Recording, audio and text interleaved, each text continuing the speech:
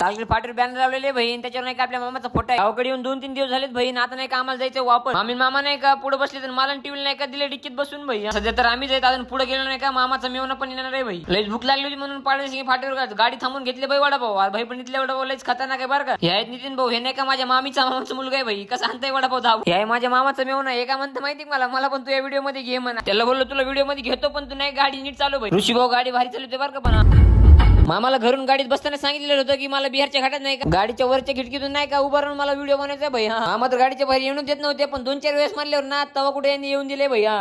माझे केस मोठे आणि माझं तोंड बारकं झाले भाई. या व्हिडिओच्या नादात माझे डोळे सगळे लाल झाले भाई. पण व्ह्यू ना एकदम खतरनाक आले भाई. इथला तब्बल 2 तासाच्या प्रवासानंतर नाही का पोहोचलो भाई शेवटी आपण आपल्या दवाखान्यात. घरून येताना नाही का मोठी टीव्ही आणली होती बरं का, जाताना नाही का बारकी. फक्त जाताना फुटायला नाही पाहिजे भाई. तर पोरांना नाही का जाताना व्हिडिओ मध्ये घेतो आपल्याला लाईक आणि फॉलो करते भाई. ऋषी भाऊन येताना गाडी आणली का तशी जाताना काही नेणार नाही मला गॅरंटी ना भाई. मला मेन्यूला आवडला असेल तर लाईक आणि फॉलो करा. भेटू उद्या.